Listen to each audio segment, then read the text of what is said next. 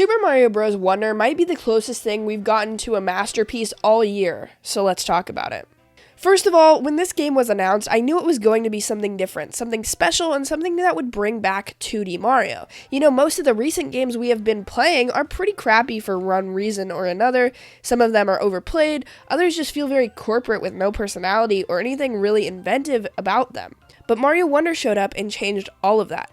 First of all, this game is definitely the shakeup that the franchise needed. It reinvigorated the series and has me very excited to see where the franchise is headed in the future. It's definitely one of the best games of the year and some of the most fun I've had on my Nintendo Switch for a while, and I absolutely love this game. But let me just clarify one thing. Yes, it is still a Mario platformer. If you don't like Mario platformers, I don't know if this is the game for you. It's not like it changes genres here. It feels like a 2D platformer, but it feels like the best 2D platformer Nintendo has put out in 10 years, you know? So there is that. It's absolutely amazing and even feels very different than tried and true amazing platformers like Donkey Kong Tropical Freeze, which is probably one of the best platformers of all time.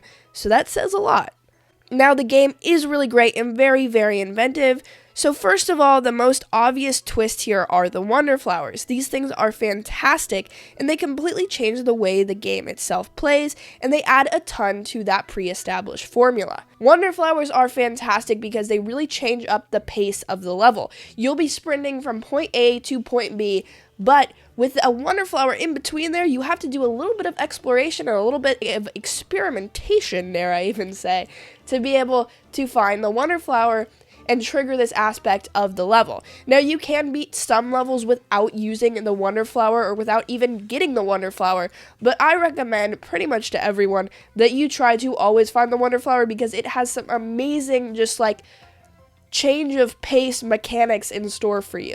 There's one where you're just bopping and bouncing on all these bubbles to the very top to get to the Wonder Flower. There's some where the entire challenge is based off of the Wonder Flower, and it's triggered only after you jump into the Wonder Flower. And the actual base level is pretty simple, but the Wonder Flower is so amazing and so fun that it really just adds a ton to the level. You'll be going through levels like this Rhino one where you're running and actually you run straight through the original goalpost. And that's not even like a thing that you need to get because you're going to go to the next one and it like expands the level so much. And that expansion and that exploration and that like just creativity. This is a lot of buzzwords, but you know what I mean? Like all these great things that are brought forth with the Wonder Flower go into creating such an amazing game and such a fun game. Really from start to finish, this game is new, this game is different, and this game is an absolute banger, dare I say. Now, the second thing I want to talk about here is definitely the art style. So the art style of this game is amazing. You know, it really changes up what a 2D Mario is. For the last like 20 years, we've gotten a very polished, very plastic looking Mario, you know, all the way from New Super Mario Bros. DS until now. It has been the same plastic, polished Mario. Doesn't look bad, but it doesn't look creative or new or different. And this one, it looks different. It looks creative. It looks new. It looks almost like claymation-y, and I love that about it. I think it's very, very fun, and you can see how much care they put into this art style. Even with, like, the animations, Mario, like, squeezes his way into pipes. You know, if he's an elephant, he can barely get through. He has to drop himself down. Like, it's very, very funny. Sometimes he forgets his hat. He has to grab his hat. There's a lot of different animations that just give so much personality to this game, something that was completely void of many of the new Super Mario Bros. Games, and I think that's why so many people had grown so tired of those games. They are good platformers, but that's it. They're good platformers. There's nothing special about them.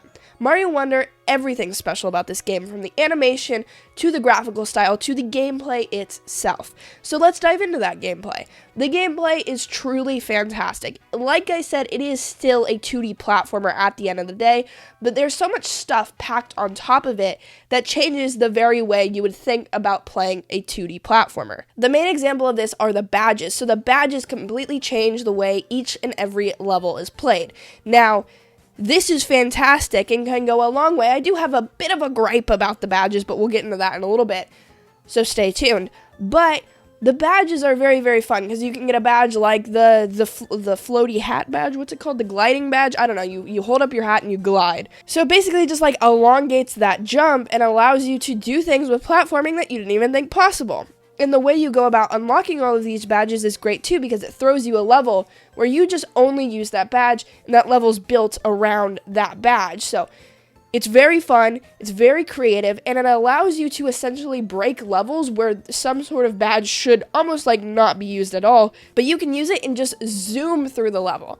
And that ability to just absolutely go crazy through the levels is something that I, and I'm sure a lot of other Mario fans, really, really love about Mario games. That's why, so many speedrunners love breaking the game and just zooming to the end as fast as possible. It's satisfying. It's fun. Feels like you're pulling something off that shouldn't really be allowed to be pulled off. So it's very fun in that way. And I think the badges just go a long way in changing up that gameplay and changing up almost the pacing of the game as well, because there's just so much you can do with them. However, this does bring me to my first gripe of the game. I love the badges, but you can only equip one at a time, and that's stupid because there's like different categories of badges almost. So there's the ones that change up your moveset, there's the ones that'll just like help you in the game, and then there's like these special ones. But I just wish that you could I don't know how they could have done this, but if you can equip 2 badges at once, not 2 movement badges, not 2 like a movement badge and a special badge, but like if you can equip like a special badge and like the helpy ones, and then the helpy badges and the movement badges, I think that'd be great, because there's a badge where it'll just like help tell you where the Wonder Flower is if you're having a hard time finding it. So, but if you want to use that, you have to unequip one of your movement badges, and say I was using that floaty jump one, well, now my movement's super different, and yeah, maybe I can find the Wonder Flower, but it took me like 40 minutes to do so, and it was a lot less fun. You see what I mean? I think it could be solved if you could just equip both of those at the same time. Here's my second complaint. When you're playing co-op, which I did my entire first playthrough, it was only co-op, you can only equip one badge for both of you. So I was playing as Mario, my boyfriend was playing as Luigi, and he could only equip the same badge that I chose, and vice versa. And it sucked because sometimes he would want to use the extra wall jump one, and then I'd want to use the floaty jump one, and we couldn't do that. And you'd have to compromise. And compromise is great in a relationship. I'm not going to say that it's not. However, in a Mario game, the last thing you want to do is compromise. So just like allow us to, select different badges. I don't think it would be that hard. I get that some badges change up the movement a lot, and it could be like one person's going a lot faster than the other, so the screen is like following them or whatever. That's another issue that we'll talk about later. That's with co-op. But I don't think it'd like mess it up enough to not warrant it to just be there. I think it sucks more without it than it would with it, I guess, if that makes sense. But going back to the gameplay a little bit, the boss battles, without spoiling anything, are really fun, and they change up a lot from that original, Mario boss battle. The ones that are always pretty much the same in every Mario game. You jump on the enemy's head 3 times. It's changed up a good bit here, and that's very fun, and I love that they did it, and they made it a lot more like theatrical and fun and different. There's always some sort of spectacle to look at as well, which is very fun. There's also a lot of aspects brought back from like previous games that you're going to notice, and that's really fun as well because of how they change it all up. Everything's changed up and turned on its head here, so great time. And I seriously had a blast with this game. And then the overworld map is really cool as well. I know some people probably didn't want there to be an overworld map, which I think is dumb because, like, how else are you supposed to do it? I like the overworld map style. I think it's a good call. And they give you a little bit of freedom like they do in Mario 3D World. So I appreciate that. I think it was a good way to go. And I think it's fun because you can really do, like, the bare minimum of the levels you want, just to unlock the levels you need to unlock to make progress, and I think that's a great thing, They give you a little bit of freedom, a little bit of choice. That's really all you need. I don't think we need to be running around in this 2D open world. I think that'd be stupid, so I appreciate what they did here. I think it was a great way to lay out the map, and later in the game, you can sort of decide where you want to go. I didn't really do that, but it's like an option, So there's a lot of options here, which are great.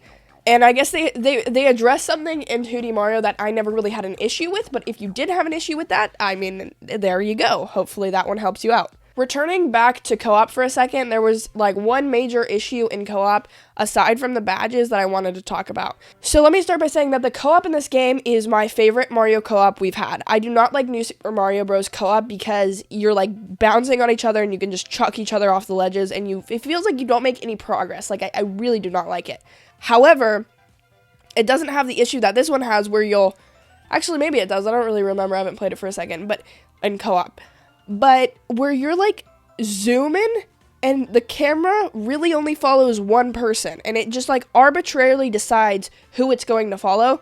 And then the screen will just follow that one person. So then you're over here, the one person's over here, and they're zooming, and you're just getting left in the dust, and you can't catch up because you don't even know what you're looking at. So that can be super frustrating. I don't really know how you address that, to be honest. Like, split screen, I guess, could do that, but that would kind of suck, I think. So, I don't know. It was a little annoying. And the only, like, levels that really worked well with that were like the auto scroll levels, which I traditionally don't like, but since the computer was controlling the screen and we weren't really, it wasn't such a pain in the ass to like catch up to each other. I will say, like, when you die and stuff, it's not that big of a deal because you come back as a ghost and you can just like get revived by your partner, which is cool. It does make the game a good bit easier if you both know what you're doing as well, which is not an issue really that I had with it. But yeah, like, I just wish there was a better solution for it than just the camera follows one person and the other person has to catch up. Or sometimes you're so far ahead of the other person that an enemy will come from over here and just knock you out. And you're like, what the hell was that? I couldn't even see it. And so that's a little bit unfair. It's not bad if you both are, like, in sync. So we just had to stop so much and be like, okay, we need to be in sync for these jumps and this. And it just kind of killed the momentum. So that's really the main gripe that I had with the co-op. But if you had one, let me know in the comments down below. I don't really know. I mean, that was really the main one I had. Now, that's going to sort of bring us into the online aspect of this game, which I don't think is bad. I think the way it's implemented is pretty cool. You have the, ability to play with friends if you like online, which is very, very fun, very cool. You know, like the standees and like helping each other out online did nothing for me. I didn't really do that at all. If that's something you're into, that's cool. Yeah, I just didn't care about it at all. But, you know, if you do, that's cool as well. But, you know, all these options that they do have are pretty cool. So, like, do you want to play online? You have the ability to play the full entirety of the game online with some help from people if that's what you'd like to do. So that is pretty cool. But also you could just not do that, and that's what I did. So we've talked about, you know, the gameplay, the bosses, the fights, the platforming, the badges, all of that new stuff here. And now I guess what we have left is to talk about the music. And the music in New Super Mario Bros. Was really good, but it was played out because it was pretty much the same music for 20 years. What's great is that it pretty much fully reinvents the music here, and I really, really enjoyed it. I think it's fantastic, and there will be stages where the enemies are, like, singing, which is awesome because, like, if you kill one of the enemies, then the song is, like, off. So I love the way that it intertwines itself with the gameplay. Some people don't love the music or they don't think it's quite as memorable. Personally, I thought it was fantastic. I don't really care too much about video game music, period.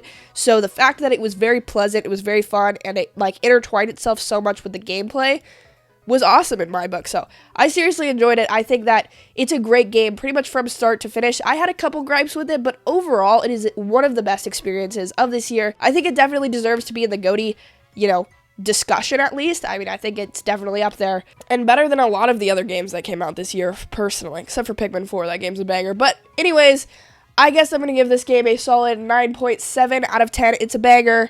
It's a vibe. I had a good time, and I think that if you like Mario, you should definitely check this out. If you fell off of Mario with New Super Mario Bros., this is totally going to bring you back into it. If you're a 2D platforming fan, this is the 2D platformer to check out, so definitely check it out. Let me know what you think down in the comments below, and I will see you in this video. It is a banger. It is a vibe. Say it with me, everybody. It's a good time, and I will see you over there. Thank you so much for watching. I appreciate you. See you over there.